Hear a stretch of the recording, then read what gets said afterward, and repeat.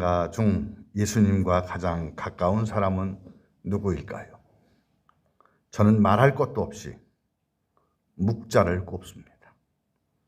제가 묵자에 대해 조금이나마 알게 된 것은 제 학교 스승인 한태동 교수님에게서인데, 그는 천재적인 그리고 세계적인 인지학자입니다. 솔직히 그의 사상 체계는 차원이 달라서 저 같은 하류는 따라가기에 너무나 미흡합니다. 다만 스승의 흉내만 조금씩 낼 뿐입니다. 이 묵자에 대해 내용적으로 배우게 된 시초는 얼마 전 돌아가신 신영복 선생의 책 강의 나의 고전 독법이라는 책 덕분에 비교적 많이 이해하게 되었습니다. 묵자의 공수편에 이런 이야기가 있습니다. 공수반이라는 명장이 초나라 왕에게 초빙되어 성을 공격하는 기구를 만들었고, 초나라는 그것을 이용하여 송나라를 공격하려 했습니다. 송나라는 초나라의 국력의 10분의 1도 안 되는 약한 나라입니다. 이 소문을 들은 묵자는 열흘 밤낮을 달려가서 초나라로 하여금 전쟁을 단념하게 합니다. 묵자는 초나라의 공격이 반드시 실패할 수밖에 없다고 단언합니다. 결국은 묵자와 공수반이 일종의 모의 전쟁인 도상 전쟁을 벌이는데, 공수반은 방어술에 뛰어난 묵자를 이길 수가 없었습니다. 공수반은 자기의 패배를 인정하며 이렇게 말합니다. 내게는 선생을 이기는 방법이 있으나 이 자리에서는 밝힐 수는 없습니다. 초나라 왕이 그 까닭을 물었을 때 대답을 공수반이 한 것이 아니라 묵자가 대답을 합니다. 공수반의 말은 나를 이 자리에서 죽이면 송나라를 공격할 수 있다는 뜻입니다. 그러나 저의 제자 300명이 이미 성을 지키는 기구를 가지고 송나라의 성 위에서 기다리고 있습니다. 비록 저를 죽인다 하여도 이길 수 없을 것입니다. 결국 묵자는 송나라를 치려는 초나라의 계획을 포기하게 만들었습니다. 어떻게 해서든지 전쟁을 막으려는 반전 평화주의자 묵자의 태도가 돋보입니다. 한 사람의 노력으로 나라가 나라를 침략하려는 계획을 취소했으니 참으로 위대한 일을 했다 싶습니다. 그런데 책에는 그런 일이 있고 난 뒤의 일을 하나 소개했습니다. 전쟁을 막은 묵자가 돌아가는 길에 송나라를 지나가게 되었습니다. 마침 비가 내려 한 집으로 들어가 비를 피하려 하자 문지기는 묵자를 받아주지 않았습니다. 송나라를 위해 열흘 밤낮을 달려가 전쟁을 막았음에도 문지기는 그것을 알지 못하고 묵자를 문전박대했던 것입니다. 생각해 볼 만한 일이 아닐 수가 없는데, 이를 두고서 이 이야기를 기록하고 있는 공수편은 이렇게 글을 맺고 있습니다.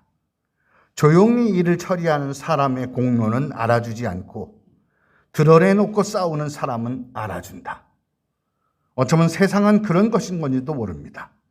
전쟁을 막아준 사람보다는 전쟁에서 이긴 사람만을 영웅으로 내세웁니다.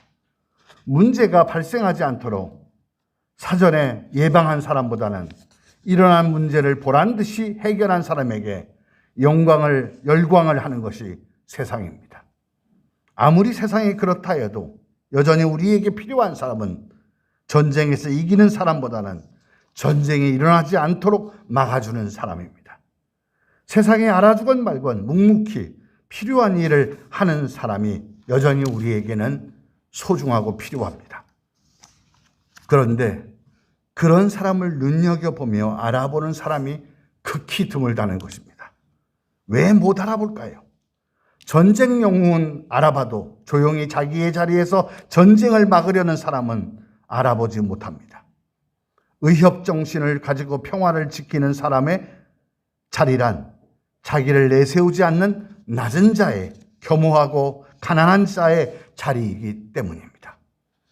묵자의 묵이란 우리말로 검은 먹입니다만 묵자의 묵은 죄인의 이마에 먹으로 자자하는 묵형을 의미합니다. 자자라는 말은 죄인에게 주는 형벌로서 얼굴이나 팔뚝에 살을 따고 홈을 내어 먹물로 거기다가 죄명을 써넣는다는 말입니다. 그래서 묵가란 형벌을 받은 죄인들의 집단이라는 의미도 됩니다. 묵자의 묵이 설령 형벌과 죄인을 의미하는 것이 아니라 단지 검은색을 의미한다 하더라도 검은색은 노역과 노동주의를 상징한다는 것입니다.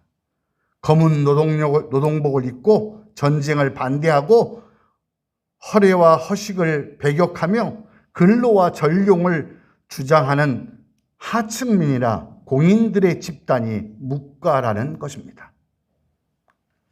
중국 청초 문인인 주량공에 의하면 묵자는 성이 적이라는 설이 있습니다. 그의 이름을 묵적이라고 한 것은 묵형을 받았다는 사실을 밝히는 뜻에서 그것을 성으로서 사용하였다는 것이지요. 과거에는 흔히 있는 일이었습니다. 죄인의 가문이나 죄인의 집단에게 낙인을 찍는 일입니다. 그러나 스스로 그 낙인을 자기의 이름에 밝힌다는 것은 심상한 것이 아닙니다. 형벌을 받았다는 사실을 공공연히 밝힌다는 것은 묵가의 사람들이 자기의 형벌을 두려워하지 않는다는 것을 공언하는 것입니다. 오히려 그것을 자랑으로 여긴다는 것입니다. 반체제적 성격을 분명히 선언하는 것이라고 볼 수 있습니다. 높은 자리를 차지하지 아니하고 천한 민중의 자리에서 불의를 두려워하지 않는 광야의 사람이 묵자이고 그의 뜻을 같이 하는 집단을 묵가라고 합니다. 그는 겸해를 말하며 천하 진한물 계기 불상에 사회의 혼란은 모두 서로가 사랑하지 않기 때문에 일어난다고 설파했습니다. 그러면서 예수님처럼 애인 악의 귀신, 이웃을 내 몸과 같이 사랑하라고 말씀하십니다. 그리고 더 나아가 다른 나라를 내 나라처럼 사랑하면 침략이 없고 평화가 절로 온다고 말합니다. 묵자의 비공이라는 말이 있습니다. 공격하지 않는다는 말입니다. 강대국이 약소국을 침공해서는 결코 평화가 오지 않는다는 것입니다. 지난 12월 2일 서울에서 제53차 한미안보협의회의가 열렸습니다. 한미안보협의회는 한미군사동맹이라는 낡아빠진 안보관을 빌미 삼아 1968년부터 무려 53년간 매년 진행되고 있는 굴욕적인 회의 체제입니다. 매년 회의 때마다 채택하는 공동성명 역시 고루하기 짝이 없습니다. 그저 강대국 미국의 조건에 무조건 사인하는 회의인데 여기서 누가 최근에 한미동맹은 평화동맹이라고 말했다지요. 동맹이란 전쟁을 전제로 적을 두고 하는 연대입니다. 그런데 평화동맹이라니요. 동맹에서 평화라는 말은 쓸 수가 없습니다. 어리석은 말입니다. 묵자가 무덤에서 나와 웃을 이야기입니다. 높은 위치에서 높은 위치에 힘을 행사하는 그런 위치에서 평화라는 것은 없습니다. 평화의 자리는 낮아지는 자리입니다.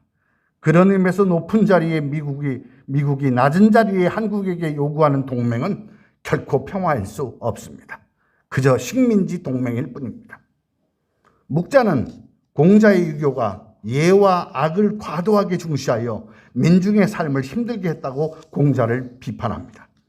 유교적 질서가 충만한 조선에서 묵자가 이단 중에 이단이 된 이유입니다. 가진 자, 높은 자의 기득권을 쌍몸과 양반으로 나누는 그 체제, 그런 것을 고수하는 사람들은 당연히 배격했을 것입니다. 그렇다면 이렇게 말할 수 있는 자리가 어디일까요? 낮은 자리, 겸허한 자리, 스스로 죄인 되는 자리입니다. 제도권의 자리가 아닙니다. 광야의 자리입니다. 바로 예수님의 자리입니다. 오늘 묵자가 아니 예수가 온더라도 우리가 알아보지 못하는 것은 우리 눈에는 띄지도 않는 하찮은 사람으로 오기 때문입니다. 그러니 기다림은 밖에서 오는 기다림이 아니라 안에서 내가 무엇을 기다리고 있는가를 물어야 될 것입니다. 오늘 바울은 우리에게 말합니다. 16절입니다. 그러므로 나는 여러분에게 권합니다. 여러분은 나를 본받는 사람이 되십시오. 여기 이 본받는 사람은 헬라어로 미메테스의 복수 미메타이가 사용되었습니다. 플라톤과 아리스토텔레스는 교육에 있어서 모방, 재현이라는 뜻을 가진 이와 비슷한 단어 미메시스의 역할에 대해서 논의했는데 그 미메시스가 모방이라면 본문의 미메타이는 모방하는 자들입니다. 어느 누가 감히 나를 본받는 사람, 나를 모방하시오라고 말할 수 있겠습니까? 언뜻 들으면 바울이 교만한 사람처럼 보입니다. 자기를 본받으라니요. 그러나 이것은 그리스도에 근거한 것입니다. 고린도전서 11장 1절은 이것을 좀 더 분명하게 설명해 주고 있습니다. 내가 그리스도를 본받는 사람인 것 같이 여러분도 나를 본받는 사람이 되십시오. 결국은 바울 자신이 아니라 그리스도를 본받으라는 말입니다. 그리고 자기를 보라는 것이 아니라 자기 안에 예수를 보라는 것입니다. 그렇다면 본받아야 될 그리스도의 자리는 어떤 자리입니까? 그리스도를 본받고 있는 사도인 바울은 그 자리에 대해 자신의 삶을 하나님께 불평하며 하소연하듯이 오늘 고백하고 있습니다. 바울은 사도로서 신앙인으로 살아온 아픔을 솔직히 열거합니다. 9절입니다. 내가 생각하건대 하나님이 사도인 우리를 죽이기로 작정된 자 같이 끄트머리에 두셨으며 우리는 세계 곧 천사와 사람에게 구경거리가 되었다. 그렇습니다. 하나님은 더 이상 갈 곳 없는 끄트머리에 사도를 세우셨습니다. 끄트머리는 헬라어로 에스카토스. 여기서는 순위의 맨 밑바닥 자리입니다. 더 이상 내려갈 데 없는 자리라는 말입니다. 하찮은 자리입니다. 이런 하찮은 자리에 있는 자기를 본받으라고 말하고 있는 것입니다. 그러므로 단지 사도의 자리가 아니라 믿는 우리 모두의 자리입니다. 오늘 바울은 우리를 끄트머리에 세웁니다. 그리고 그 자신이 고백하듯이 구경거리가 되었습니다. 그래서 예배를 드리는 것이 아니라 본다고 구경거리로 만드는 것이 아닌가 하는 생각도 합니다.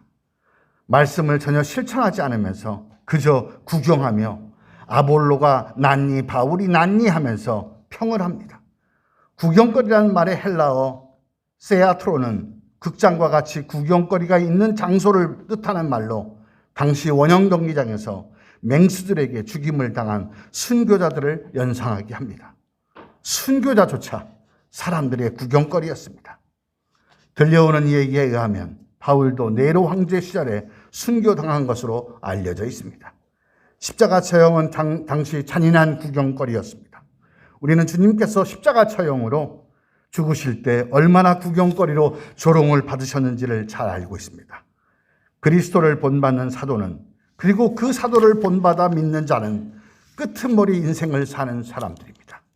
그래서 당시 그리스도인들을 사람들은 눈여겨보지 않았고 귀하게 여기지도 않았습니다. 11절 중반 이하가 이것을 말해주고 있습니다. 우리는 욕을 먹으면 도리어 축복하여 주고 박해를 받으면 참고 비방을 받으면 좋은 말로 응답합니다. 우리는 이 세상의 쓰레기처럼 되고 이제까지 만물의 찌꺼기처럼 되었습니다. 끄트머리를 더 심하게 세상의 쓰레기, 만물의 찌꺼기 같이 되었다고 말합니다. 이유는 10절에 기록되어 있습니다. 우리는 그리스도 때문에 어리석은 사람이 되었지만 여러분은 그리스도 안에서 지혜 있는 사람이 되었습니다. 우리는 약하나 여러분은 강합니다. 여러분은 영광을 누리고 있으나 우리는 천대를 받고 있습니다.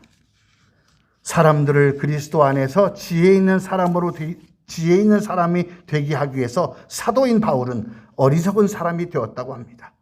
사람들을 강하게 하기 위해서 사도 자신은 약해졌다고 합니다. 사람들로 영광을 누리기 위해 사도는 천대를 받았다고 합니다. 나아가 그 사도를 본받는 우리 믿는 자들도 역시 그러합니다. 이유는 무엇일까요? 왜 그랬을까요? 왜 사도에 믿는 자들은 어리석고 약하고 천대를 받는 그 길, 그 끄트머리 길을 가고 있는 것일까요? 요즘 목사님들 보면 그렇지 않던데 강대상에서 할 말 다 하고 인연전연하고 다 하지 않습니까? 그래도 아멘하고 수만 명이 모이는 교회가 되지 않고 있습니까? 어쩌다 그랬을까요? 어쩌다 바울은 요즘 대형교회 목사들과는 달리 약하고 어리석고 약하고 천대를 받는 그 길을 가고 있는 것입니까? 그리스도의 사람들을 얻기 위해서입니다. 이 일을 위해 바울은 그리스도의 종이면서도 사람의 종도 기꺼이 되었다고 합니다. 고린도전서 9장 19절입니다. 나는 어느 누구에도 얽매이지 않은 자유로운 몸이지만 많은 사람을 얻으려고 스스로 모든 사람의 종이 되었습니다. 단지 주님의 종, 그리스도의 종이 된 것이 아니라 더 나아가 스스로 모든 사람에게 종이 되었습니다. 더 많은 사람을 얻고자 모든 사람의 종이 되었습니다. 여러분 어떻습니까? 어떤 사람을 그리스도의 지혜롭고 강하고 영광을 누리는 사람으로 얻고 싶습니까? 그렇다면 그 사람의 종이 되라는 말입니다. 그러니 그 사람이 욕을 하면, 여러분도 똑같이 욕을 하면 그 사람을 결코 얻을 수 없습니다. 그래서 12절의 말씀처럼 오히려 종이 되어 도리어 축복하여 줍니다. 주인이 욕했다고 종도 같이 욕하나요? 그랬다가는 죽음입니다. 그러나 그 사람이 박해를 해도 좀처럼 참습니다. 같이 박해를 하면 그 사람을 얻기는커녕 철천지 원수가 되어 그 골은 깊어질 뿐입니다. 그 사람을 얻기는 물 건너 갔습니다. 그러니 그 사람이 비방을 하면 13절에 말하듯이 좋은 말로 응답합니다. 같이 비방하면 역시 그 사람을 얻기는 글렀습니다. 이렇게 바울은 사도인 자신의 힘든 것에 푸념처럼 늘어놓은 것에 대해서 고린도 교회 교인들에게 우리 남도의 표현을 쓰자면 좀 거시기한 탓인지 14절에 가서 이렇게 말합니다. 내가 이런 말을 쓰는 것은 여러분을 부끄럽게 하려는 것이 아니라 나의 사랑하는 자녀들같이 훈계하려는 것입니다.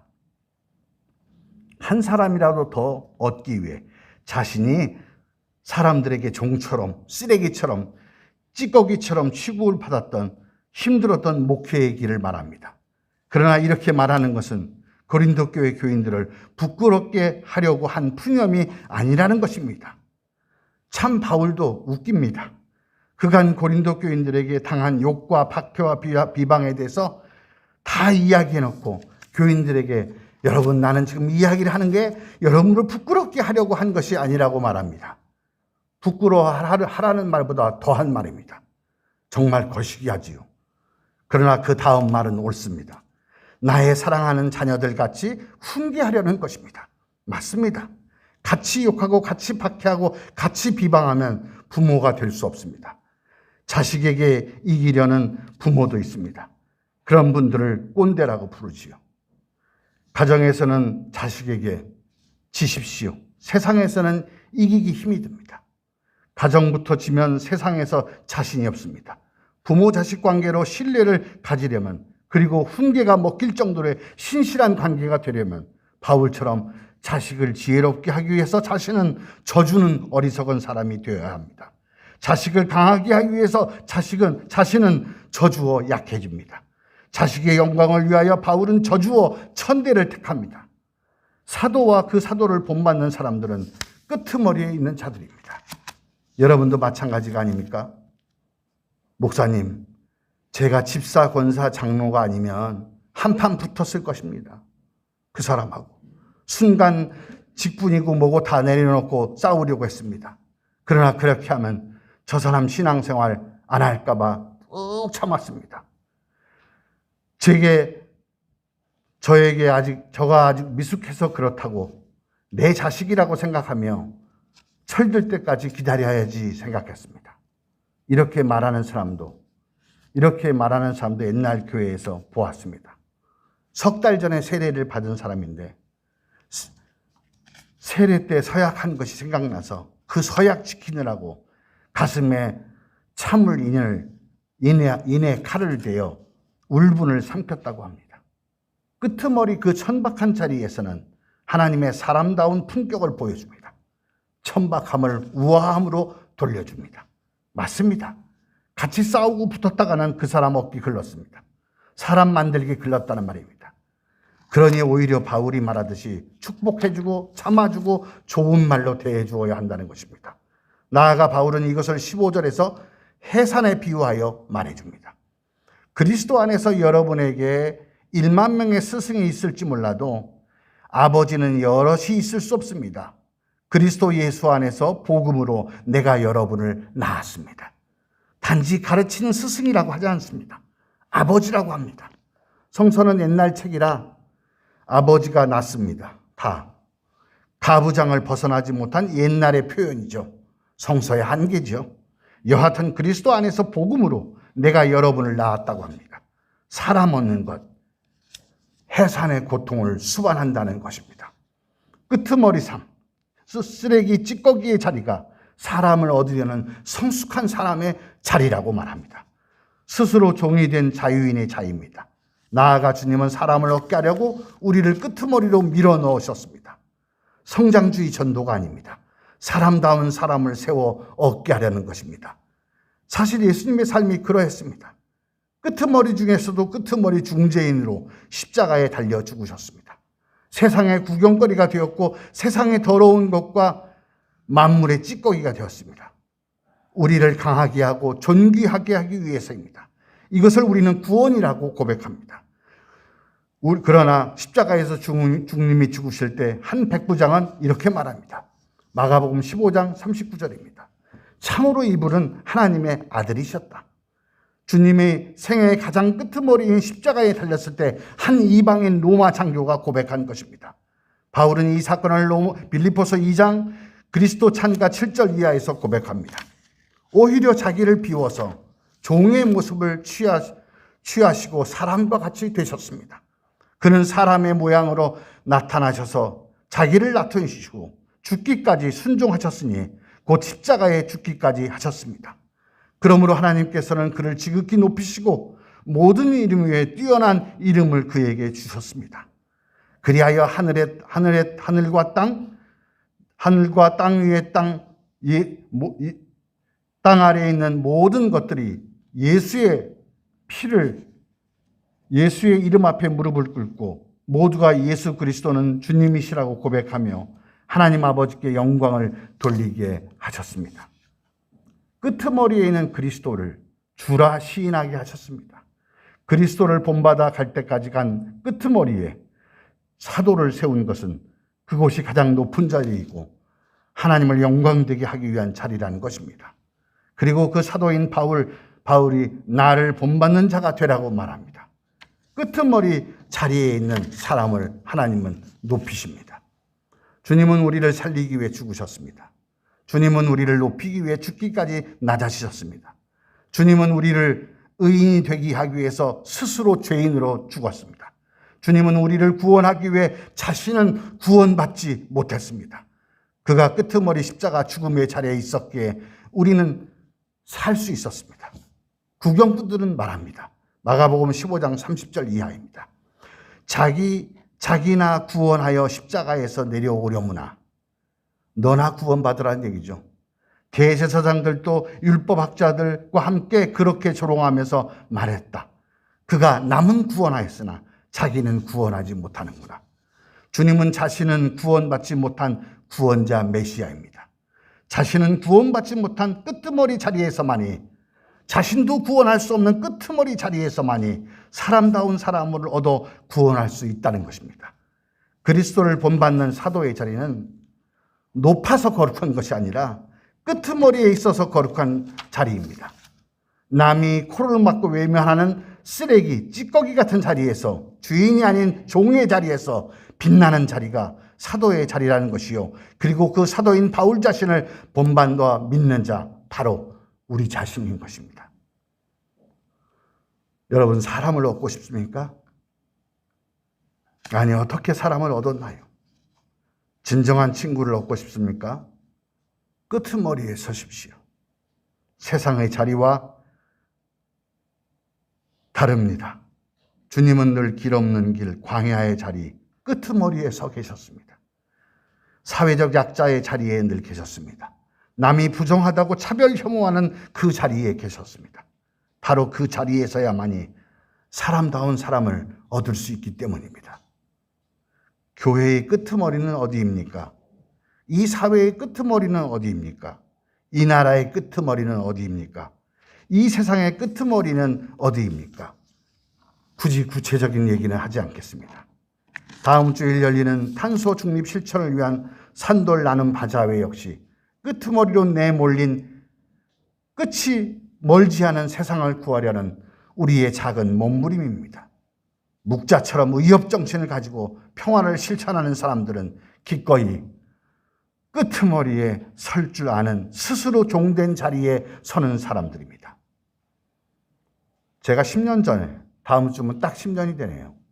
제가 10년 전 목포로 내려왔을 때 제 은퇴하신 친한 선배님 하나가 농담 반 진담 반으로 웃으시며 저에게 이런 말을 하면서 서울에서 여기로 보내셨습니다. 마중을 나왔죠. 뭐라고 말했는고 하니, 김 목사, 만약에 목포에서 실패하면 더 이상 갈 곳이 없어. 그냥 바다에 빠져 죽는 수밖에. 그러고 보니 성공한 적이 없었습니다. 그 농담 아닌 진담이 저에게는 이 땅의 끝, 목포에서 너무 좋았습니다. 더 이상 갈 것 없는 끄트머리의 자리, 이것이 그리스도를 본받는 자의 자리요, 목회의 자리요, 그리고 그리스도를 본받는 우리 믿는 자들의 자리입니다. 이것이 그리스도인은 세상이 무시하고 외면하는 그 끄트머리의 자리에서 오히려 그 진가를 드러내는 것입니다. 나 잘났어, 내가 오라 해서 드러나는 것이 아니라 그가 스스로 종된 자리에서, 그 끄트머리 자리에서, 그 찌꺼기 자리에서 그는 그 진가를 드러내는 것입니다. 그리고 우리도 그 끄트머리 자리에서 바울처럼 당당히 말할 수 있을 것입니다. 그러므로 나는 여러분에게 권합니다. 여러분은 나를 본받는 사람이 되십시오. 기도합시다.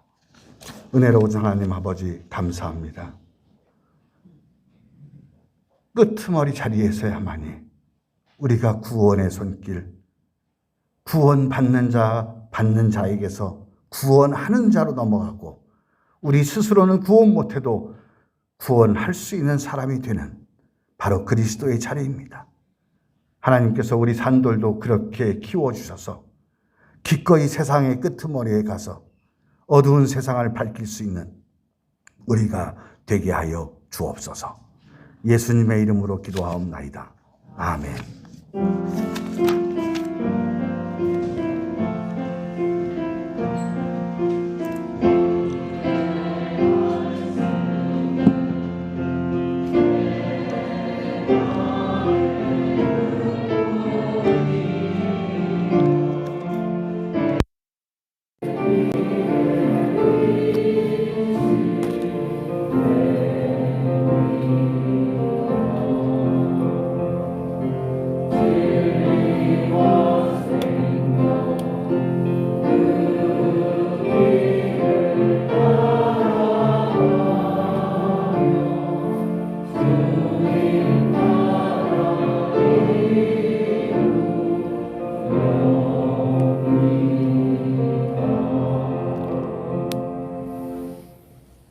우리를 끄트머리에 세워 겸허하게 하시고 낮아지는 자유, 스스로 종된 자유를 주시어 사람들을 하나님의 사람으로 얻게 하시고 이 사회에서 힘겨워하는 끄트머리의 사람들과 연대하게 하시며 죽기까지 낮아지신 주님을 영광의 자리로 올려 찬미하게 하심을 감사하는 우리 산돌의 가족들 머리머리 위에 성부, 성자, 성령의 은총이 우리 안에 가득하기를 간절히 축원하옵나이다. 아멘.